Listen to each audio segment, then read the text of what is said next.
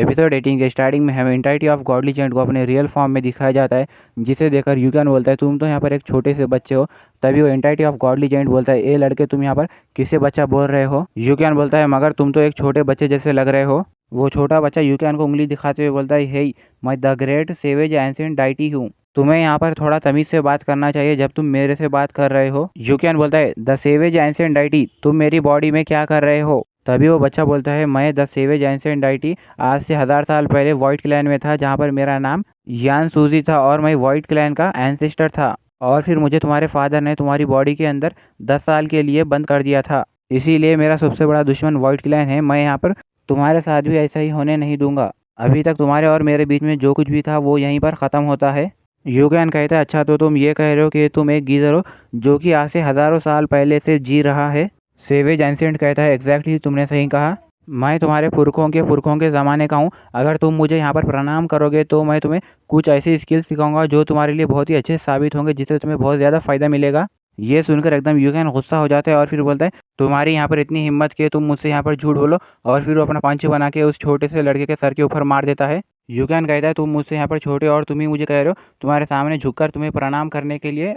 तभी हमें दिखाया जाता है यूकियान के और वो सेवेज एंशिएंट के सर के ऊपर दोनों को भी मार लगता है। यूकियान बोलता है यहाँ चल क्या रहा है, मुझे भी दर्द क्यों हो रहा है। तभी वो सेवेज एंशिएंट गुस्सा हो जाता है और चिल्लाते हुए बोलता है क्या तुम यहाँ पर पागल हो गए, तुम और मैं दोनों इस वक्त हम दोनों एक ही है। अगर तुम मर जाओगे तो मैं भी मर जाऊंगा। अगर यहाँ पर तुम्हें चोट लगेगी तो मुझे भी चोट लगेगी। अगर ऐसा नहीं होता तो मैं तुम्हें यहाँ पर कब का ही मार के मैं यहाँ से भाग जाता। तभी यूकियान बोलता है अच्छा तो तुम द सेवेज एंशिएंट डाइटी हो, इसका मतलब तुम तो यहाँ पर बहुत ही पावरफुल हो। क्या तुम मेरी मदद करोगे मेरी कल्टीवेशन को इम्प्रूव करने में। तभी एंशिएंट डाइटी मुस्कुराते हुए बोलता है अभी जो मैं तुम्हारे सामने खड़ा हूँ ये सिर्फ एक इल्यूजन है जो कि मेरी सोल से बना हुआ है। ये मेरी सिर्फ 1 मिलियंथ की रियल फॉर्म है।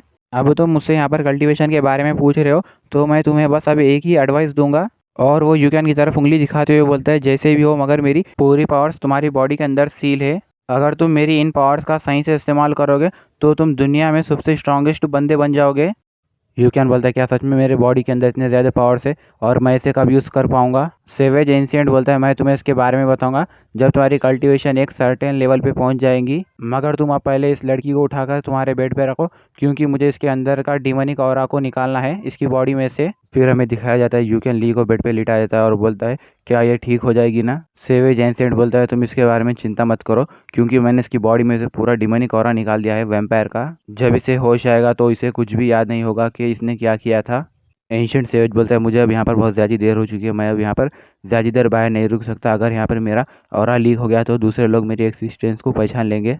और फिर एंशिएंट सेवेज जाते हुए बोलता है तुम्हें यहाँ पर ये एक बात याद रखना होगा, तुम्हें यहाँ पर मेरी एक्सिस्टेंस को सीक्रेट ही रखना होगा। अगर यहाँ पर इसके बारे में किसी को भी पता चलेगा तो तुम मारे जाओगे। अगर ये बात किसी को मालूम होगी तो तुम्हें पीस की जगह भी नहीं मिलेगी, तुम्हें यहाँ पर इतना छुपते रहना पड़ेगा इन लोगों से कि तुम्हें छुपने की जगह भी नहीं मिलेगी। एंशिएंट सेवेज के जाने के बाद तभी वहाँ पर डोर ओपन होता है और उसमें से एल्डर जूई आती है। वो यूकियान को नंगा देख लेती है और बहुत ज़्यादा शर्माती है और बोलती है तुम लोग यहाँ पर कुछ काम कर रहे हो, मुझे यहाँ पर से जाना होगा बोलकर वो दरवाजे के बाहर जाकर दरवाज़ा लगाती है और फिर शर्माते हुए बोलती है यंग होना भी कितनी अच्छी बात है ना। यूकियान बोलता है शट, अरे यहाँ पर तो एल्डर जूई को बहुत बड़ी मिसअंडरस्टैंडिंग हुई है। यूकियान बोलता है ग्रेट एल्डर मत जाओ, मुझे आपको यहाँ पर पूरी बात एक्सप्लेन करने दो। और फिर वो ग्रेट एल्डर जूई को पूरी बात बता देता है और बोलता है इसी तरह the entity of godly gent चला गया। ग्रेट एल्डर बोलती है मुझे नहीं पता था उस वैम्पायर डीमन की सोल अभी भी जिंदा होगी जो कि किसी के भी बॉडी के अंदर जाकर उसे कंट्रोल कर सकती है। मैं यहाँ पर कितनी लापरवाह हूँ। और वो ली को देख के कहती है इसकी तबीयत अब कैसे है। यूकियान बोलता है मैंने इसकी बॉडी के अंदर का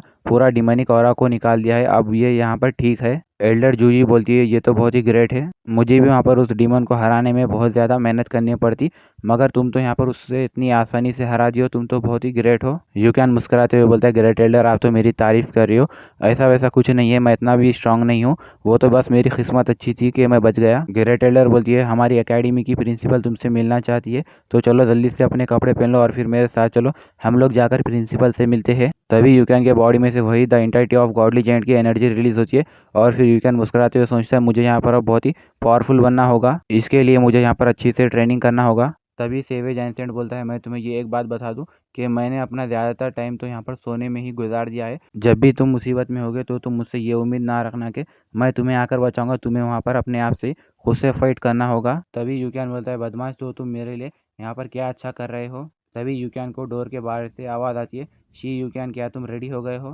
तभी यूक्यान बोलते हैं अरे नहीं, फिर से यहाँ पर दूसरा और कोई आ गया। तभी वहाँ का दरवाज़ा द ग्रेट एल्डर खोलती है और बोलती है मैं तुम्हारे लिए यहाँ पर एक अच्छी न्यूज़ लाई हूँ, अब तुम टियानलू एकेडमी के ऑफिशियल डिसाइबल बन चुके हो। तभी वो देखती है यूक्यान ने कपड़े नहीं पहने थे और वो वहीं उसके सामने नंगा खड़ा हुआ था। तभी यूक्यान मुस्कुराते हुए बोलता है ग्रेट एल्डर, क्या आप प्लीज़ मेरे लिए यहाँ पर पहनने के लिए कपड़े लाएंगी? वो बेवकूफ़ सिया शाले ने मेरे कपड़ों को फेंक दिए हैं। तभी ग्रेट एल्डर उसे एक ड्रेस देती है और कहती है तुम इस ड्रेस को पहन लो और फिर जल्दी से बाहर आओ क्योंकि हमें प्रिंसिपल से मिलने जाना है। यूक्यान उस ड्रेस को ले लेता है और बोलता है ठीक है। यूक्यान कहता है द ग्रेट एल्डर, मैं आपसे यहाँ पर और एक सवाल पूछना चाहता हूँ, क्या यहाँ पर ली इस एकेडमी में रहेगी? ग्रेट एल्डर बोलती है तुम उसकी चिंता मत करो, ली को भी टियानलू एकेडमी ने अपना ऑफिशियल डिसाइबल बना लिया है और मैं ली को इलाइट हाउस का इनर डिसेबल बनने में उसकी मदद करूंगी। यूक्यान बोलता है आपका बहुत बहुत शुक्रिया ग्रेट एल्डर। और फिर हमें थोड़ी देर बाद टियानलू एकेडमी का सीन दिखाया जाता है जहाँ पर यूक्यान अपना न्यू ड्रेस पहन लेकर आता है। यूक्यान ग्रेट एल्डर को बोलता है मुझे नहीं पता यहाँ पर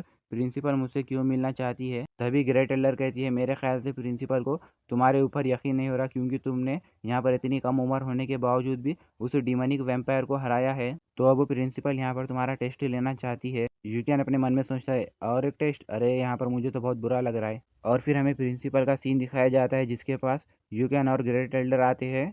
ग्रेट एल्डर बोलती है बिग सिस्टर वो लड़का यहाँ पर आ गया है।